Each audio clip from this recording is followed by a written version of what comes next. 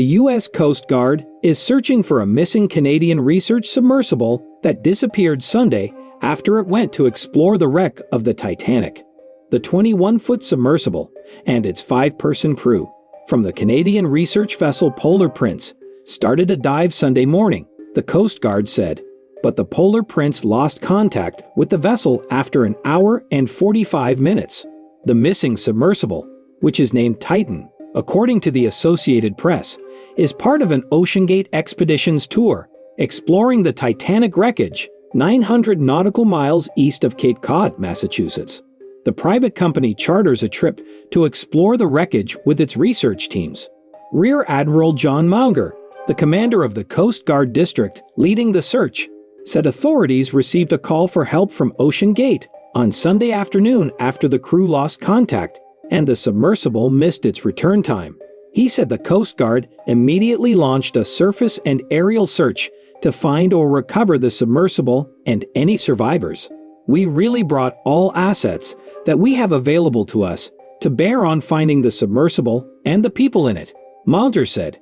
We understand from the operator of the submersible that there is a 96-hour reserve capacity on there, and so that gives us some time to effect a search. But when something happens on the high seas, it gets complicated quickly.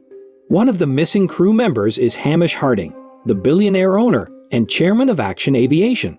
A post Sunday on Harding's Instagram account said he was joining OceanGate's expedition as a mission specialist, typically a one-time crew member who pays a fee to join the effort.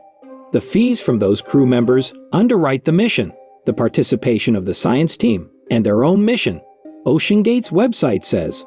The company said it was working with numerous government agencies to aid in the rescue. Our entire focus is on the crew members in the submersible and their families. We are deeply thankful for the extensive assistance we have received from several government agencies and deep-sea companies in our efforts to re-establish contact with the submersible, OceanGate said in a statement. Mauger said the Coast Guard has brought in technical experts, dropped sonar buoys to listen for underwater noise, and reached out to other government agencies and private contractors for aid and to really better understand what an undersea search and rescue effort would look like. Coast Guard officials said at a news conference Monday afternoon that they have deployed 2 C-130 aircraft for an aerial search and that the sonar buoys can listen to a depth of 13,000 feet. The New York National Guard is providing a third C-130, and the Canadian Coast Guard provided a C-130, as well as a P-8 Poseidon aircraft that has underwater detection capabilities. The Coast Guard said it is also relying on commercial boat operators that were already in the nearby waters, as well as OceanGate's mothership, Polar Prince, for help. Mauger added at the news conference that the Coast Guard is working to expand its capabilities to include an underwater search as well. OceanGate's submersibles have shorter power cycles than submarines, and they are tied to motherships, the Polar Prince in this instance, when they are operating far from land. Submarines, by contrast, can typically travel long distances independently and use ports as home bases. OceanGate's expeditions include a 10-day trip with 18 dives off a larger boat to a maximum depth of 12,800 feet, according to the company. People may pay as much as $250,000 to join the exploration, the New York Times reported last year. OceanGate's website says that during visits to the Titanic site, its teams collect images, videos, and laser and sonar data for scientific study, document the condition of the wreck, and gather information about the flora and fauna using the sunken ship as their maritime home. Considered the world's most famous shipwreck, the Titanic was an opulent 883-foot ocean liner.